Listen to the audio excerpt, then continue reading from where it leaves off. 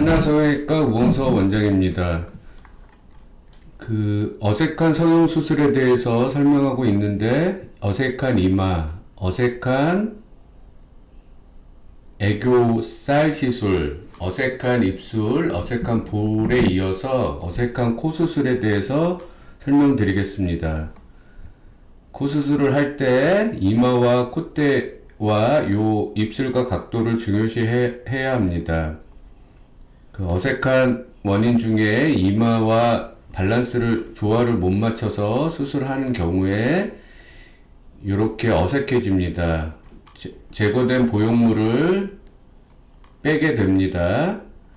그 보형물을 제거하고 자연스럽게 다시 수술한 재수술입니다. 이렇게 이마선에 못 맞춰서 이 보형물 자체는 높지 않지만 약간 위로 올라가서 못 맞춘 경우에 이쪽이 어색해집니다. 그래서 보형물을 제거하고 재수술한 케이스입니다. 필러도 이렇게 어색하게 시술된 경우에 녹일 수 있는 필러는 녹이고 재시술을 하게 되고, 녹일 수 없는 필러는 각각의 필러 양상에 따라서 제거를 하게 됩니다. 제거한 후의 모습입니다. 녹일 수 있는 필러는 녹이고 다시 자연스럽게 코필러 시술을 한 경우입니다. 이 바깥쪽만 살짝 녹일 수 있으면 좋은데 그렇게 녹일 수는 없습니다. 같이 녹게 됩니다. 이런 복구 수술을 할 때 한국 사람이 연골은 작고 피부는 두껍고 하기 때문에 과도한 수술을 하게 되면 이런 식의 찝힌 모습이 돼서 어색해집니다. 연예인들 중에 실제로 화면상에서는 코가 괜찮더라도 실제로 보게 되면 이렇게 빨래 찝히듯이 보이는 경우도 있습니다. 이런 과도한 수술을 하게 되는 경우에 어색해집니다.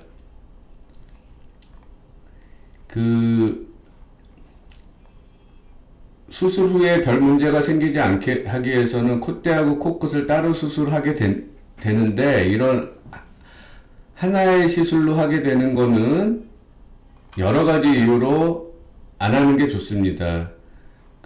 코끝에 이런 식의 문제가 발생하게 되는, 시간이 오래 지나면 여러 가지 문제가 발생되게 됩니다. 이렇게 아무리 치료를 잘해줘도 흉살이 남게 되는데, 문제가 생기기 전에 모양상 이상하면 제거 수술을 일찍 하게 됩니다.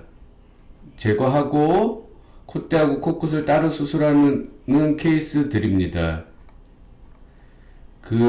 당연히 이런 모양은 L자 모양이라고 생각되어지는데, 실제로 제거를 해보니 이런 또 I자 모양의 이런 크게 코끝이 달려있는 요런 모양도 있습니다. 제거하고 재수술한 케이스입니다.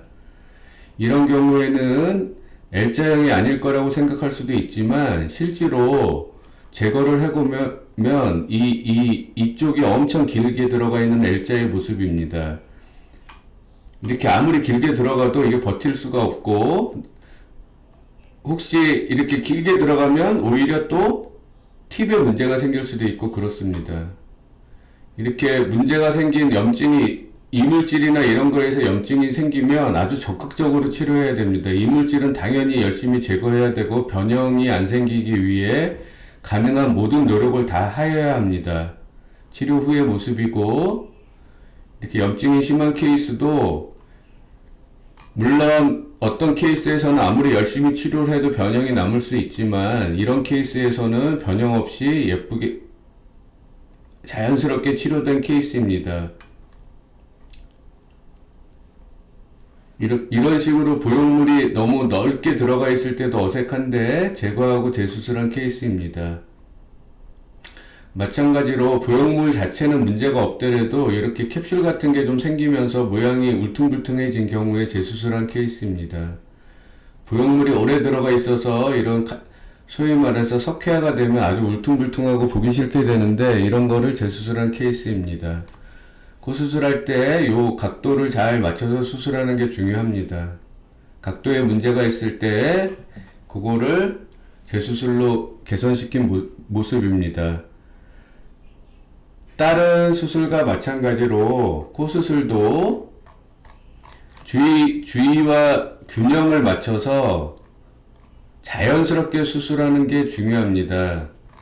그 과한 수술이 되는데 대표적인 거는 미간 사이에 콧대가 너무 높은 거, 이마와 밸런스가 깨져 있는 거, 그 다음에 분필가루 들어가듯이 심하게 들어가 있는 거, 그 다음에 코끝이 너무 과도하게 세워져 있는 경우, 그 다음에 코끝이 과도하게 들린 경우, 그 다음에 코끝이 너무 과도하게 빼쭉한 경우, 그 다음에 찝혀 보이는 경우, 오히려 이마도 어색하고 콧대도 어색하고, 이 모든 게 다 어색한 쪽으로 이런 과도한 수술들은 피해야 한다고 생각합니다. 이상 하나성형외과 오홍석 원장입니다. 감사합니다.